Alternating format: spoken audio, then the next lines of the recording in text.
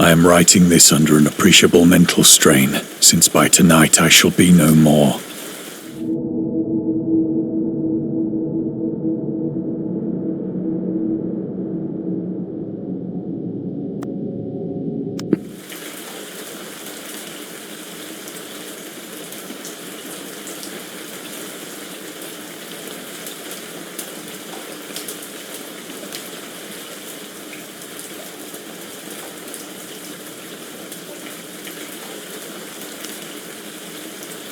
Penniless, and at the end of my supply of the drug which alone makes life endurable, I can bear the torture no longer, and shall cast myself from this garret window into the squalid street below.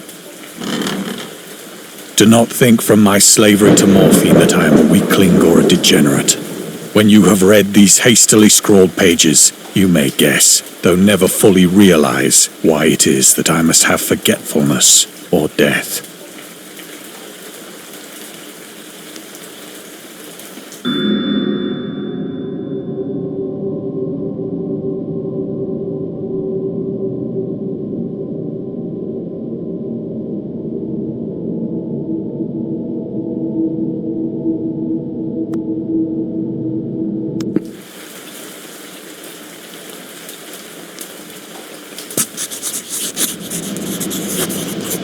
It was in one of the most open and least frequented parts of the broad Pacific that the packet of which I was supercargo fell a victim to the German sea raider.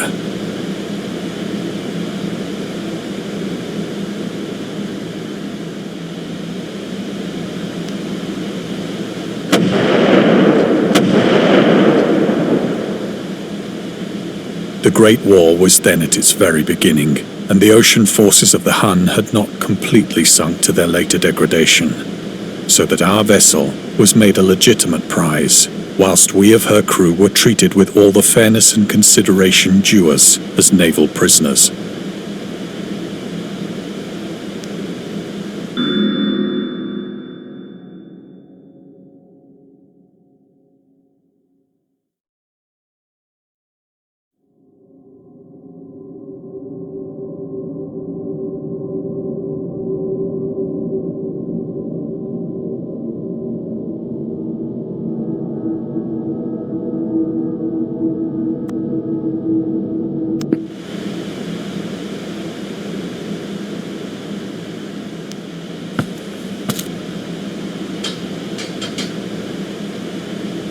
So liberal, indeed, was the discipline of our captors, that 5 days after we were taken, I managed to escape alone, in a small boat, with water and provisions for a good length of time.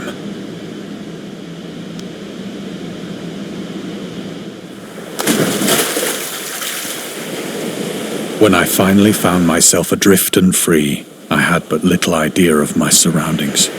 Never a competent navigator, I could only guess vaguely by the sun and stars that I was somewhat south of the equator. Of the longitude, I knew nothing, and no island or coastline was in sight.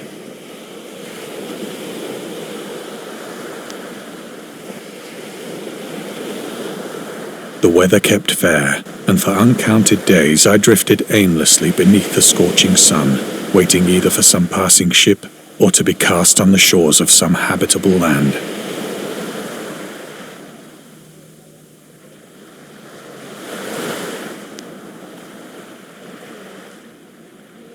But neither ship nor land appeared, and I began to despair in my solitude upon the heaving vastness of unbroken blue. The change happened whilst I slept. Its details I shall never know, for my slumber, though troubled and dream-infested, was continuous.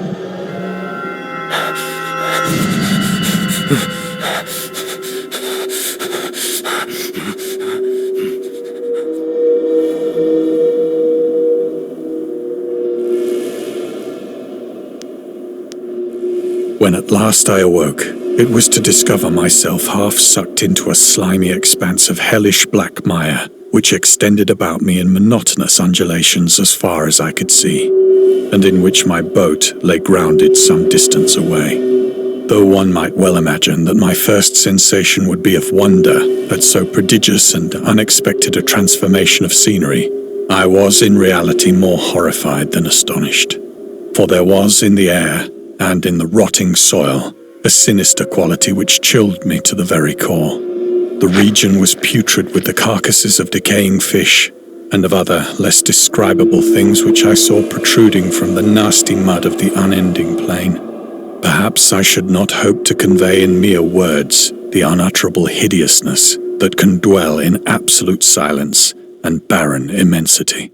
There was nothing within hearing, and nothing in sight, save a vast reach of black slime. Yet the very completeness of the stillness and the homogeneity of the landscape oppressed me with a nauseating fear. The sun was blazing down from a sky which seemed to me almost black in its cloudless cruelty, as though reflecting the inky marsh beneath my feet.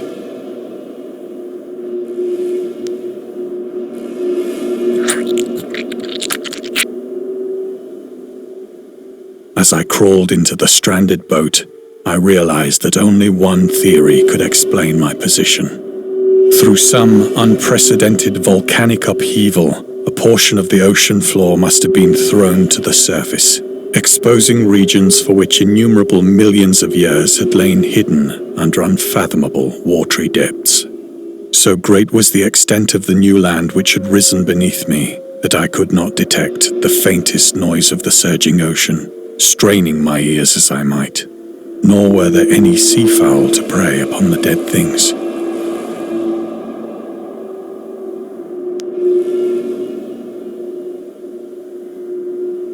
For several hours I sat thinking or brooding in the boat, which lay upon its side and afforded a slight shade as the sun moved across the heavens. As the day progressed, the ground lost some of its stickiness and seemed likely to dry sufficiently for traveling purposes in a short time.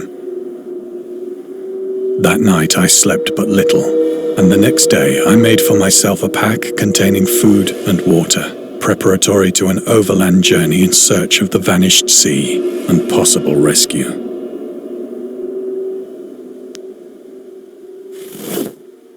On the third morning, I found the soil dry enough to walk upon with ease. The odor of the fish was maddening, but I was too much concerned with graver things to mind so slight an evil, and set out boldly for an unknown goal.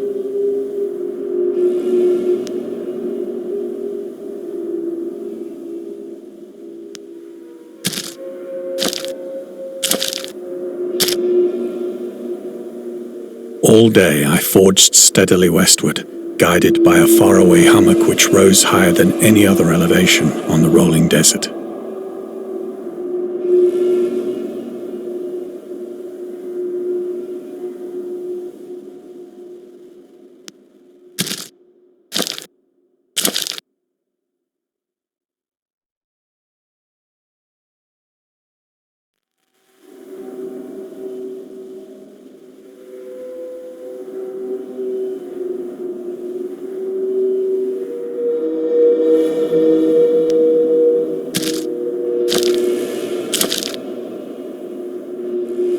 That night, I encamped, and on the following day still travelled toward the hummock, though that object seemed scarcely nearer than when I had first espied it.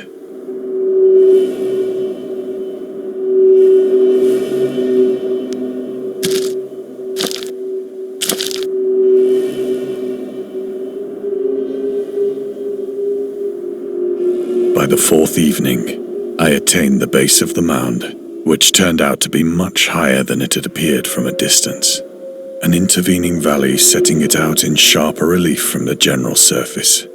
Too weary to ascend, I slept in the shadow of the hill. I know not why my dreams were so wild that night, but ere the waning and fantastically gibbous moon had risen far above the eastern plain, I was awake in a cold perspiration, determined to sleep no more. Such visions as I had experienced were too much for me to endure again, and in the glow of the moon I saw how unwise I had been to travel by day. Without the glare of the parching sun, my journey would have cost me less energy. Indeed, I now felt quite able to perform the ascent which had deterred me at sunset. Picking up my pack, I started for the crest of the eminence.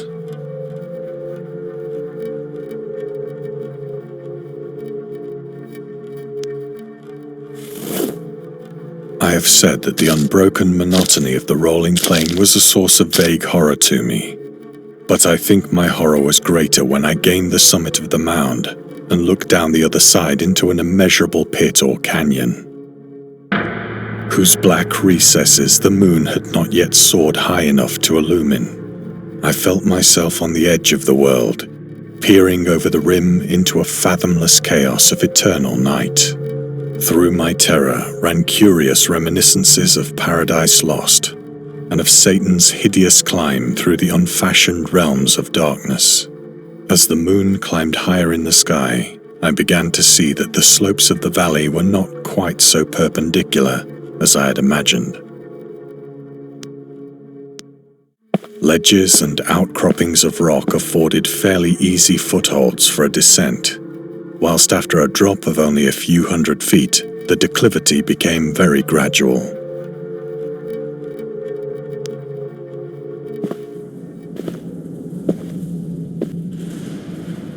Urged on by an impulse which I cannot definitely analyze, I scrambled with difficulty down the rocks and stood on the gentler slope beneath, gazing into the Stygian deeps, where no light had yet penetrated. All at once, my attention was captured by a vast and singular object on the opposite slope, which rose steeply about 100 yards ahead of me, an object that gleamed whitely in the newly bestowed rays of the ascending moon.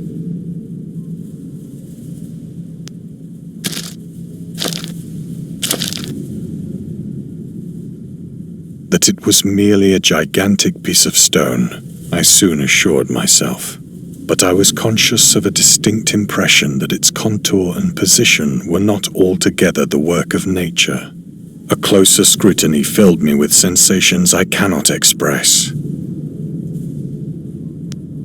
For despite its enormous magnitude, and its position in an abyss which had yawned at the bottom of the sea since the world was young, I perceived beyond a doubt that the strange object was a well-shaped monolith, whose massive bulk had known the workmanship and perhaps the worship of living and thinking creatures.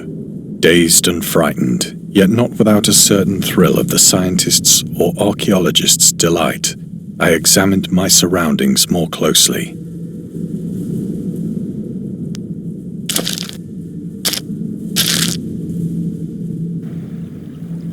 The moon, now near the zenith, shone weirdly and vividly above the towering steeps that hemmed in the chasm, and revealed the fact that a far-flung body of water flowed at the bottom, winding out of sight in both directions and almost lapping my feet as I stood on the slope.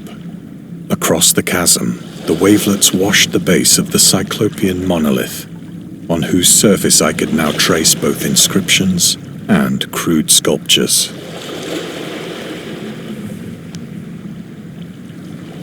The writing was in a system of hieroglyphics unknown to me and unlike anything I'd ever seen in books, consisting for the most part of conventionalized aquatic symbols such as fishes, eels, octopi, crustaceans, mollusks, whales, and the like.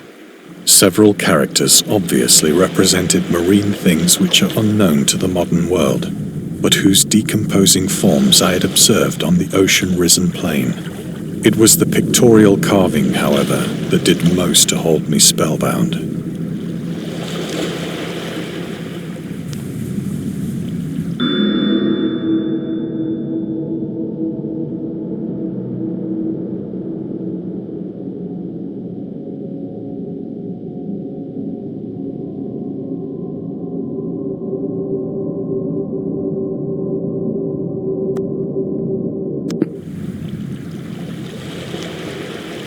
Plainly visible across the intervening water, on account of their enormous size, were an array of bas-reliefs whose subjects would have excited the envy of a Doré. I think that these things were supposed to depict men, at least a certain sort of men, though the creatures were shown disporting like fishes in the waters of some marine grotto. or paying homage at some monolithic shrine which appeared to be under the waves as well. Of their faces and forms I dare not speak in detail, for the mere remembrance makes me grow faint, grotesque beyond the imagination of a Poe or a Bulwer. They were damnably human in general outline, despite webbed hands and feet, shockingly wide and flabby lips, glassy, bulging eyes, and other features less pleasant to recall. Curiously enough, they seem to have been chiseled badly out of proportion with their scenic background, for one of the creatures was shown in the act of killing a whale, represented as but little larger than himself. I remarked, as I say, their grotesqueness and strange size, but in a moment decided that they were merely the imaginary gods of some primitive fishing or seafaring tribe. Some tribe whose last descendant had perished eras before the first ancestor of the Piltdown or Neanderthal man was born.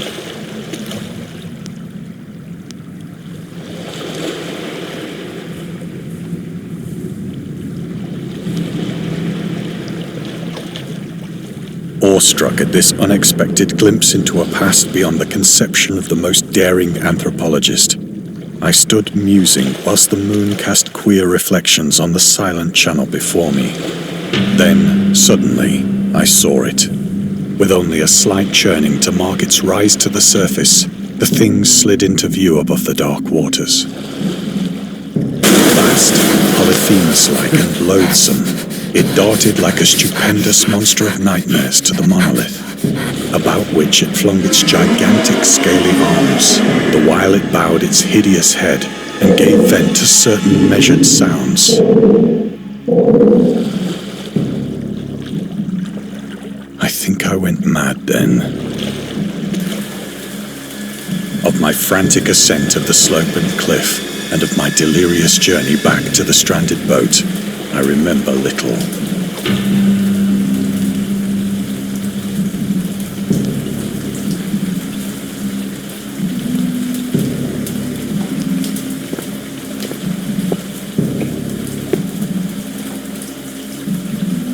I believe I sang a great deal and laughed oddly when I was unable to sing.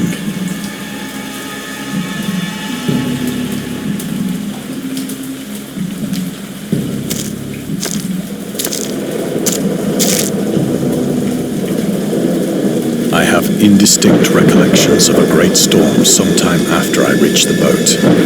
At any rate, I know that I heard pearls of thunder and other tones which nature utters only in her wildest moods.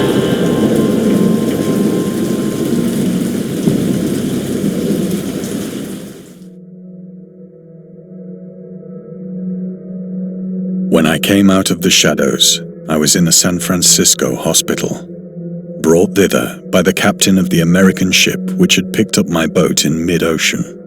In my delirium, I had said much, but found that my words had been given scant attention. Of any land upheaval in the Pacific, my rescuers knew nothing, nor did I deem it necessary to insist upon a thing which I knew they could not believe.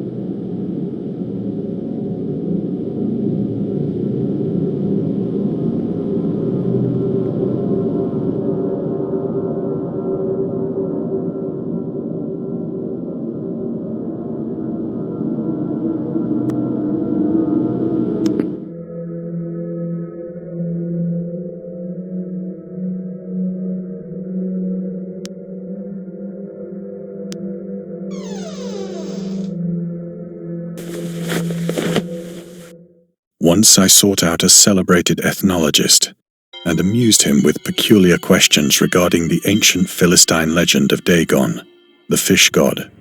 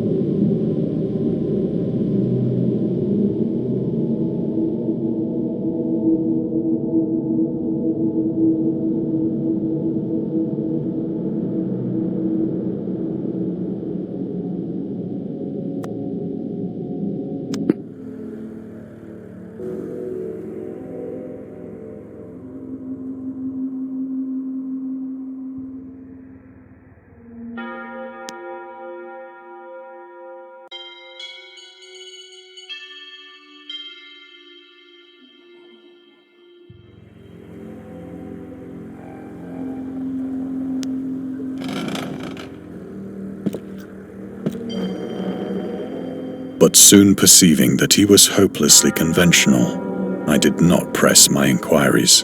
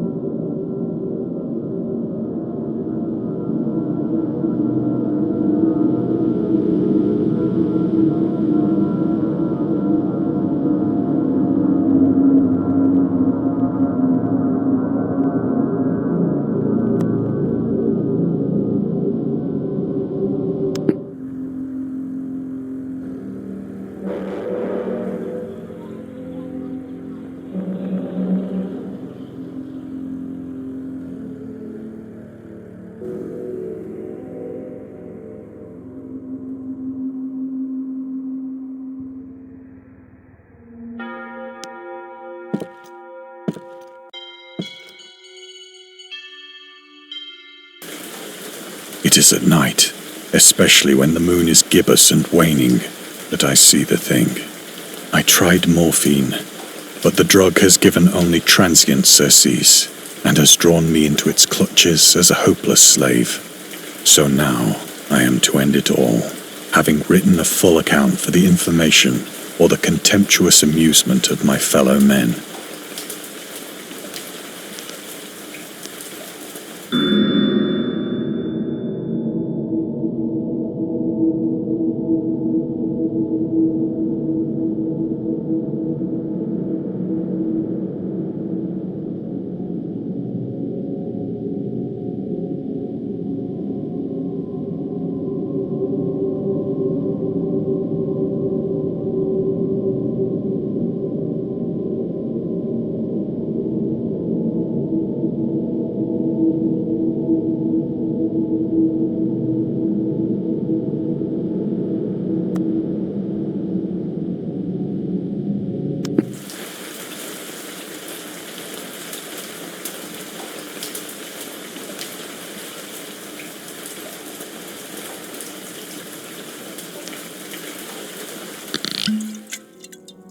Often, I ask myself if it could not all have been a pure phantasm, a mere freak of fever as I lay sun-stricken and raving in the open boat after my escape from the German man-of-war. This I ask myself, but ever does there come before me a hideously vivid vision in reply. I cannot think of the deep sea without shuddering at the nameless things that may at this very moment be crawling and floundering on its slimy bed, worshipping their ancient stone idols and carving their own detestable likenesses on submarine obelisks of water-soaked granite. I dream of a day when they may rise above the billows to drag down into their reeking talons the remnants of puny, war-exhausted mankind. Of a day when the land shall sink and the dark ocean shall ascend amidst universal pandemonium.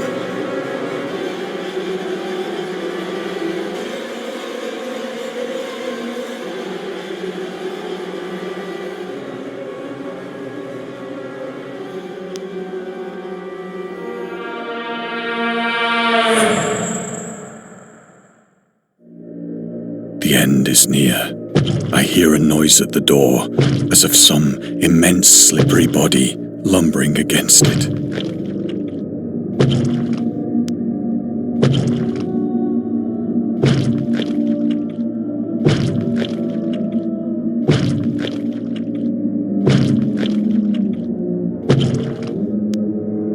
It shall not find me.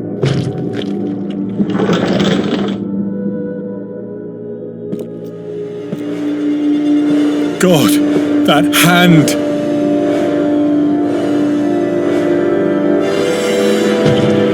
The window! The window!